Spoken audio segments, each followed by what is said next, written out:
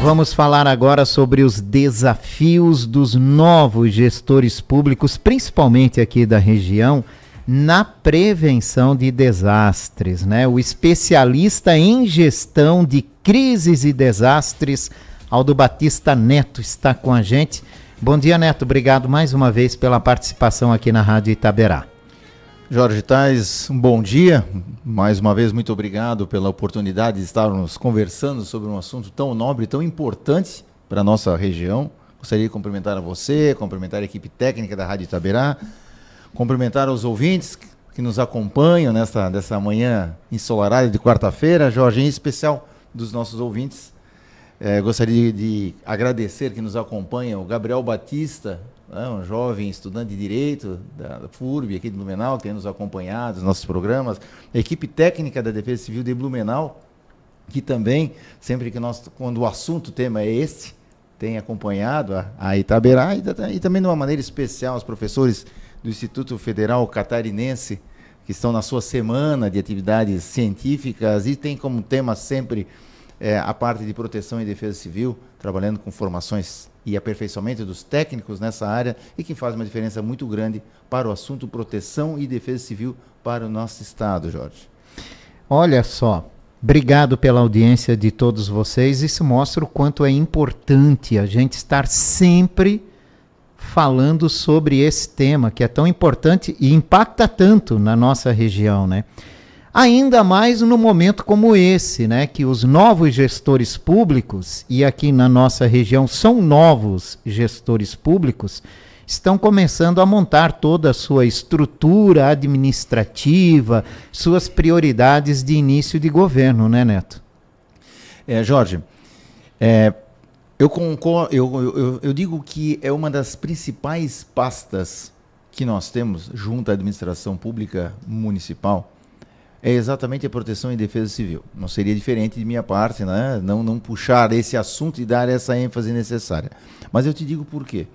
Porque conviver com desastres, que é uma relação direta com os riscos a qual nos cercam e a nossa vulnerabilidade, é uma realidade histórica da nossa região e uma atualidade presente das nossas cidades, em especial do Vale do Itajaí como um todo, em especial a nossa região, o Médio Vale do Itajaí. Então você, como gestor público, que chega a novo, né, na qualidade de prefeito, para administrar uma cidade, aquele que foi reeleito, aquele gestor que chega e precisa compor a sua equipe ou renovar a sua equipe, não pode de forma nenhuma perder a mão na sua pasta, seja uma secretaria municipal, seja uma coordenadoria ligada a uma secretaria de meio ambiente, uma secretaria de obras, ligado ao gabinete do prefeito. São essas ligações que nós temos encontrado no Vale, do setor de proteção e defesa civil.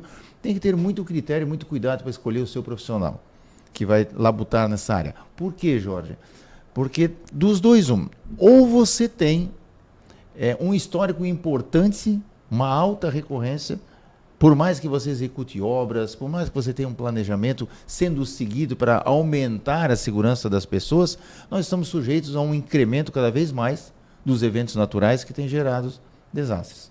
Tá? Então, você chega numa prefeitura que tem história disso e você tem que saber compor a sua equipe para conduzir e proteger, manter ou ampliar a proteção da sua comunidade, ou no mínimo, Jorge, você tem que atender à legislação vigente.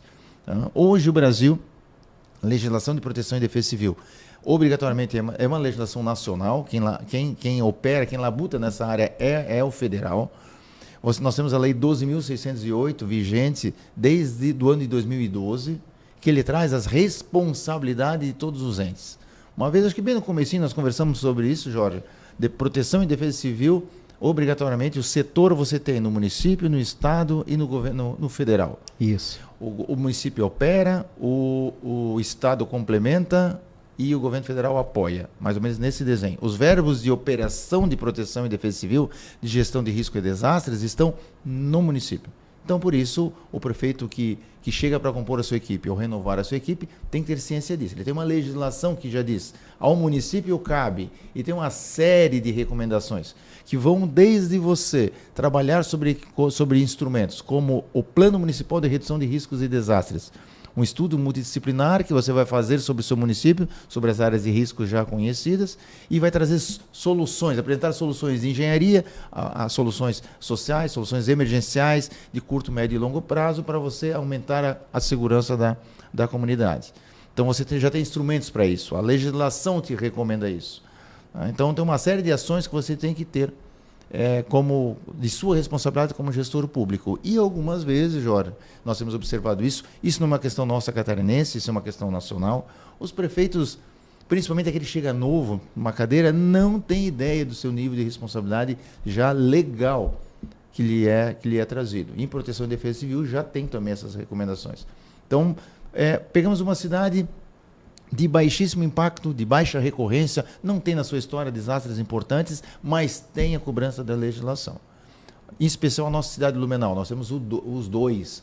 Nós temos uma cidade com uma estrutura importantíssima e robusta de proteção e defesa civil.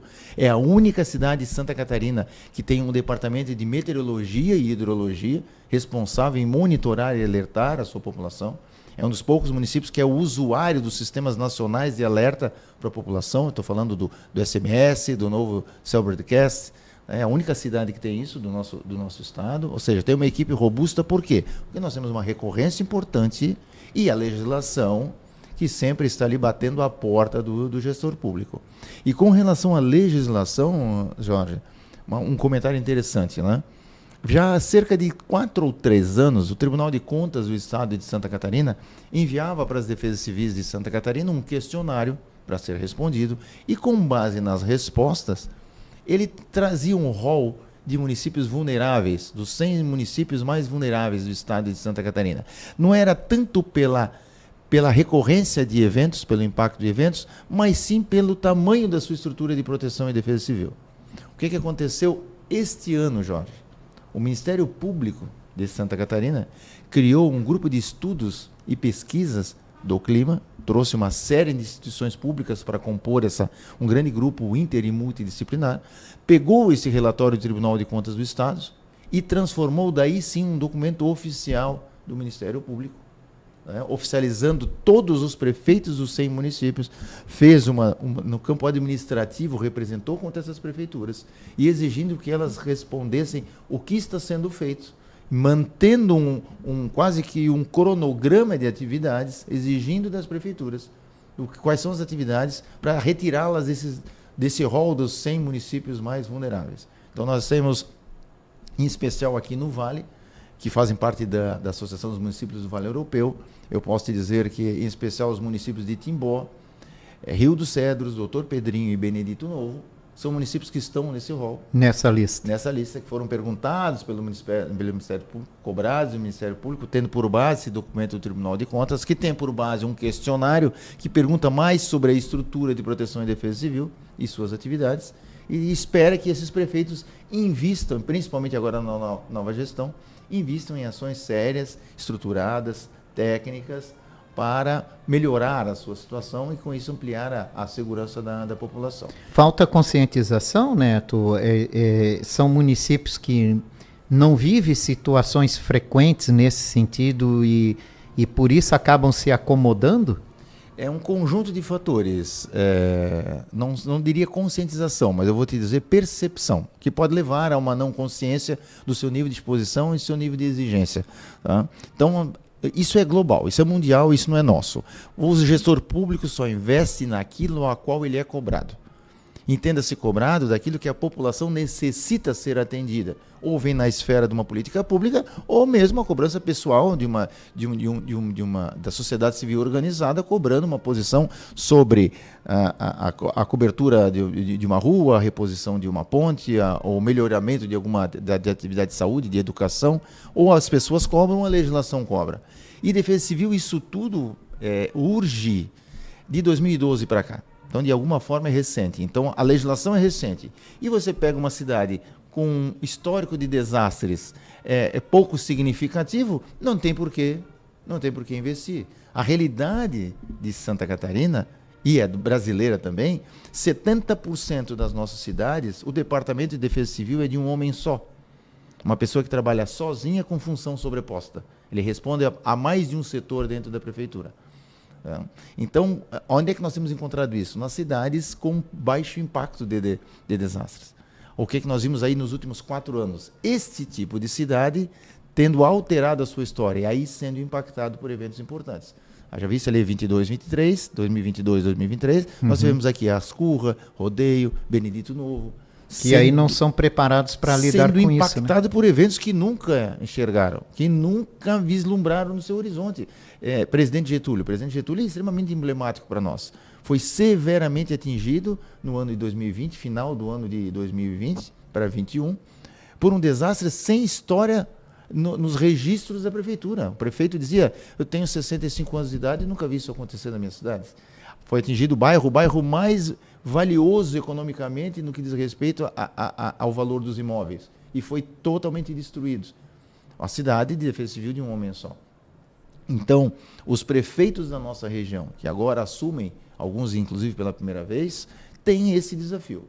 Estão com cidades vulneráveis a desastres, estão com cidades com alta recorrência desse evento, então não tem como dizer que foi pego de surpresa, e tem a legislação e os órgãos de controle externo batendo a porta, cobrando que se cumpra a legislação, cobrando que se monte equipes, cobrando que se aperfeiçoe essas equipes através de concursos, com a entrada de profissionais habilitados e que estudaram para esse fim. Tá?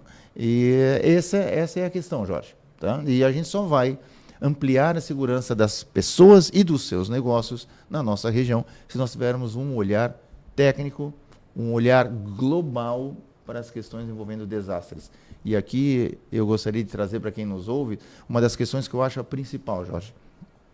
Nós crescemos acreditando que só quem faz proteção e defesa civil, ou melhor, ampliando, só quem faz gestão de riscos e desastres é o Departamento de Defesa Civil, o setor de defesa civil do município.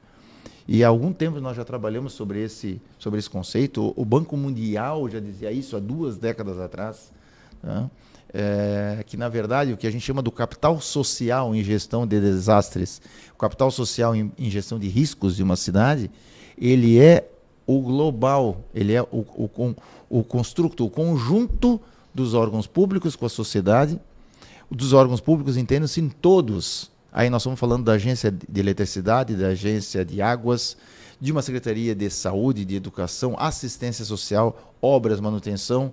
Tá? E esse processo inteiro sendo acompanhado e trabalhado conjuntamente como facilitador, o setor de defesa civil. Isso não recai exclusivamente sobre o setor de defesa civil.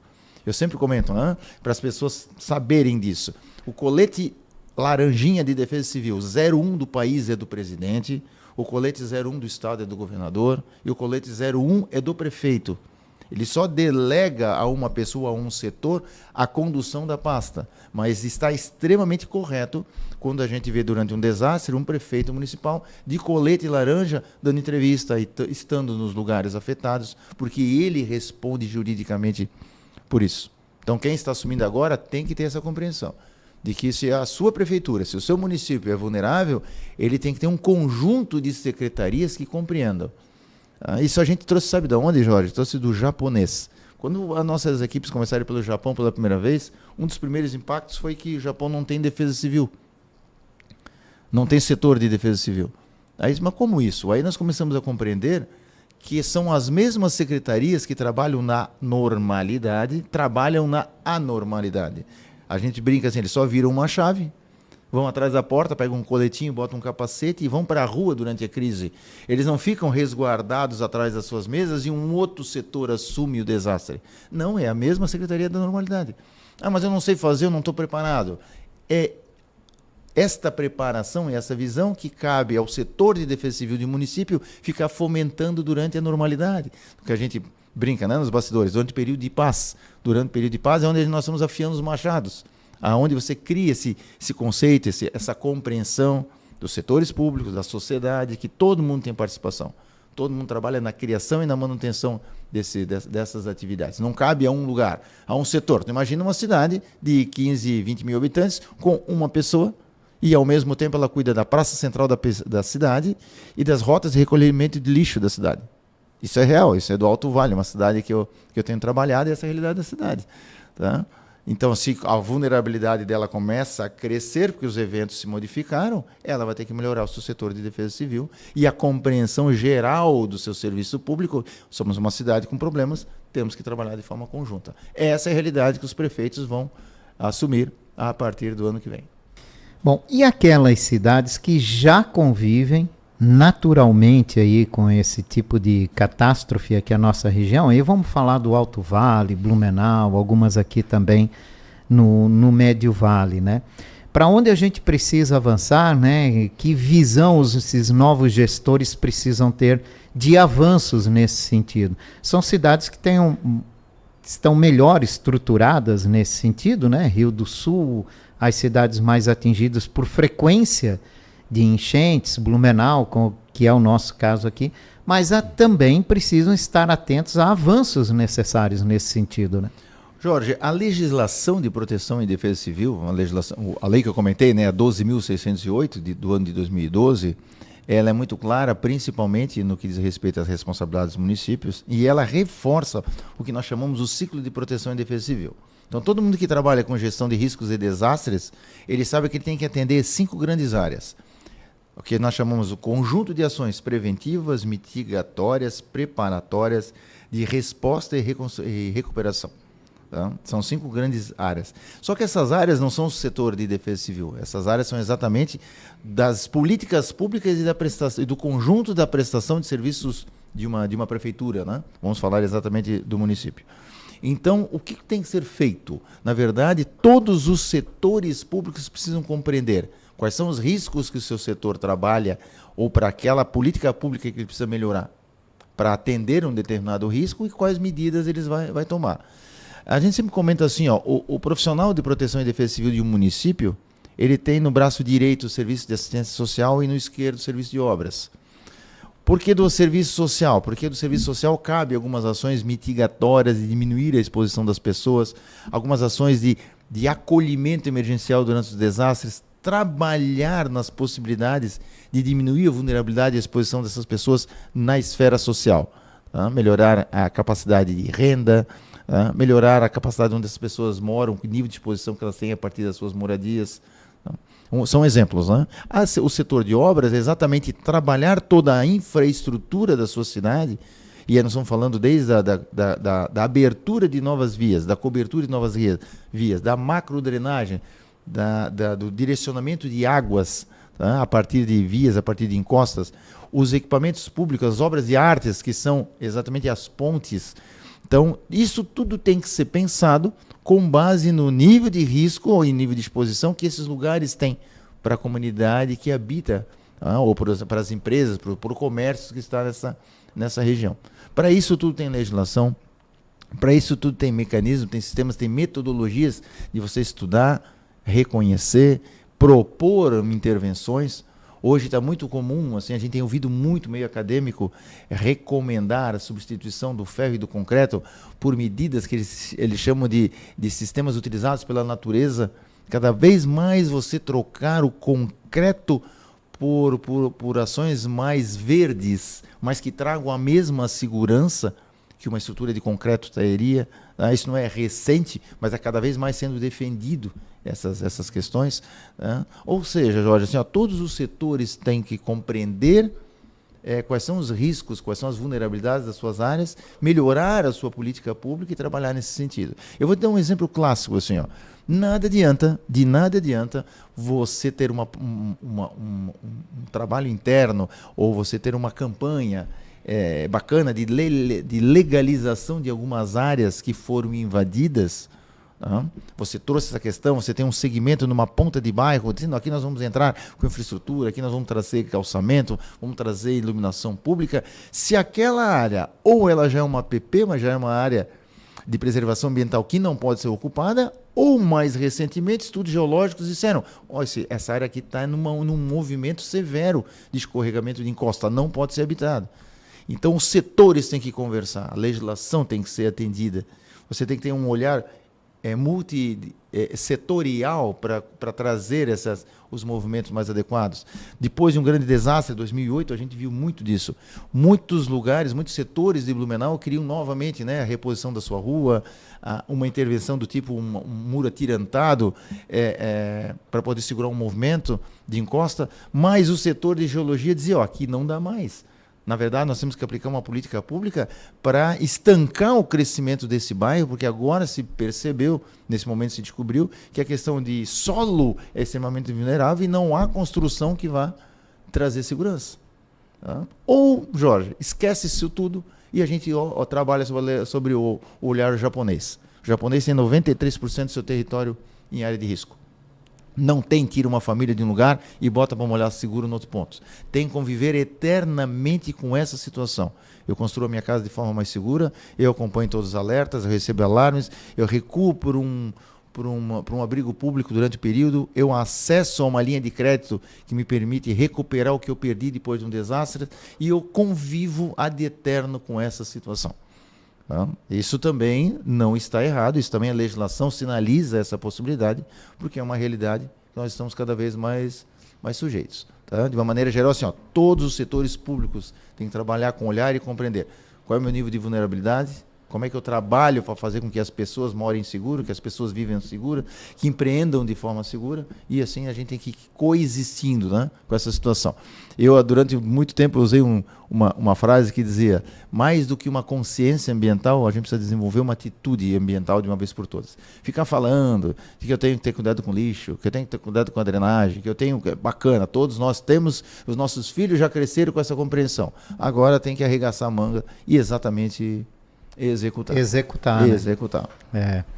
Olha, além de salvar vidas, todos esses planejamentos e ações levam também à questão econômica, né? Para se ter uma ideia, o Brasil perdeu 792 bilhões de reais com desastres naturais entre 1991 e 2023, segundo uma pesquisa. E não está incluído aí o desastre no Rio Grande do Sul. Olha só. Porque senão são mais de 800 bilhões de reais perdidos com desastres naturais nesse período de 1991 a 2023.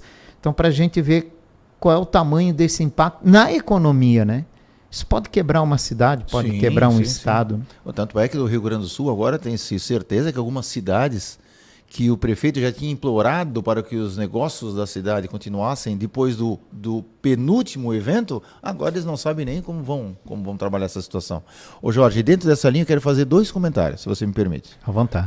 Primeiro ponto. Quando você fala das perdas, é interessante porque assim, tudo que se perdeu aí nesse valor entra tudo, desde das questões econômicas, desde perdas no que diz respeito à indústria, ao comércio e tudo mais, e inclusive os recursos públicos, né? Aí nós estamos falando de perdas de infraestrutura e tudo mais. Então, este valor você perdeu. Você tem um valor muito próximo desse que você teve que reinvestir. Só que esse reinvestimento, que ele não é nessa totalidade esse valor da perda, ele é parte desse valor, é um reinvestimento para voltar a um status quo anterior, como estava antes da perda. Por isso que se fala dentro da lógica de proteção e defesa civil, de que toda vez que você recupera, que você reconstrói, ele tem que ser melhor do que estava antes. A engenharia tem que ser diferente, porque senão continua com o equipamento público com a mesma exposição e a mesma vulnerabilidade. Só que muitas vezes isso não é possível.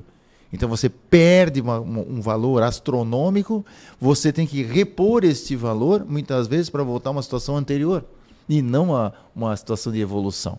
Então essa é uma questão extremamente danosa quando a gente fala com desastres, a parte econômica. E uma questão que me chamou muita atenção, eu nunca havia acessado esses dados, e eu recebi agora eles faz uma semana atrás, tá? Diz respeito aos investimentos norte-americanos em desastres. Os Estados Unidos possuem uma agência federal, né, que é a FEMA, de gestão de riscos e desastres, muito similar ao que seria a nossa Defesa Civil Nacional, e os recursos dela e os recursos do governo norte-americano para investir preventivamente e responsivamente, né, respondendo aos desastres, está neste fundo desse órgão federal, que hoje é gerido por uma mulher nos Estados Unidos, por uma técnica. E ela trouxe semana passada conhecimento da população norte-americana de que ela já gastou em 8 dias a metade dos recursos norte-americanos disponíveis para o ano inteiro para prevenir e para responder aos desastres. São 20 bilhões de dólares. Eles haviam gasto até exatamente a entrada do furacão Milton. Eles haviam investido quase 10 em 8 dias. O ano fiscal deles começa no final de setembro. Antes dos primeiros 8 dias de outubro, ela tinha gasto a metade do valor. Por que eu estou fazendo essa referência? Porque para ver que isso é uma realidade global. Uma realidade global. Por mais que você tenha recursos disponibilizados, e esse recurso ele tem uma ligação histórica com o que você tem costumeiramente investido, os eventos têm vindo cada vez mais graves, cada vez com maior poder destrutivo, com menos espaço entre um e outro, fazendo que países, a exemplo dos Estados Unidos, está aí em segundo, terceiro lugar dos países mais desenvolvidos para enfrentamento de eventos, do tipo desastres e catástrofes, não dá conta, não está dando conta financeiramente de suportar o impacto desses eventos. Tá? Então é uma realidade nossa, nós temos avisado isso, a gente tem trazido essa informação de forma muito contundente, inclusive para o empresário da nossa região. Diz, olha, os eventos vão agravar. É difícil você falar isso num dia de sol como o de hoje, né? Exato. É um dia bonito como o de hoje. Está chovendo aí, dando uma trovada, todo mundo se impacta. Né? E aí quando no dia de sol você diz, não, isso é ocasional, isso é sazonal, isso pode não ocorrer novamente, mas não, infelizmente a gente tem uma realidade que esta será a nossa realidade, conviver cada vez mais com esse tipo de eventos. E se preparar é a melhor solução, né? Sem sombra de dúvida, né? Prevenir, né? O que até para fazer um ajuste de terminologia, né? Quando a gente fala em prevenir desastres, a gente deseja que ele não ocorra, que eu trabalhe de alguma forma, ou no fenômeno, ou nas áreas mais vulneráveis, mais expostas, tá? Para que ele não ocorra. Quando eu falo em preparar para desastres, eu assumo de que ele vai ocorrer. E aí eu tenho que estar preparado para ampliar a minha resiliência, a minha capacidade de me proteger e me recuperar rapidamente. Existe até um novo conceito que hoje tem se utilizado de um escritor norte-americano, que ele fala da antifragilidade, né? Não só resiliente, eu não só tenho que voltar igual ao que eu estava antes, como eu tenho que desenvolver a minha antifragilidade. Cada vez que o evento ocorre, eu cresço com isso, me fortaleço e volto melhor do que eu era. Tá? Então essa vai ser a nossa realidade brasileira e catarinense com relação a sobreviver aos eventos, aos desastres. Prevenção e mitigação para evitar e minimizar o impacto dele e preparação para me suportar quando ele ocorrer. Aldo Batista Neto, especialista em gestão de crises e desastres, conversando com a gente. Esse assunto é pertinente e voltamos aqui para falar sobre isso mais vezes. Obrigado, Aldo, pela tua participação. Jorge, mais uma vez, obrigado pela oportunidade, obrigado por todo aquele que nos acompanhou até agora, e gostaria, né, de ressaltar que a empresa Actio Gestão de Riscos e Desastres, empresa hoje sediada na cidade de Blumenau, tem a capacidade de trazer todas essas informações e preparar pessoas, condomínios, a indústria e o comércio para compreender a sua exposição, montar os seus planos e continuar as suas atividades plenas, mesmo em situações de desastres na nossa região. www.actiogrd.com.br. Um abraço. Aldo Batista Neto participando com a gente.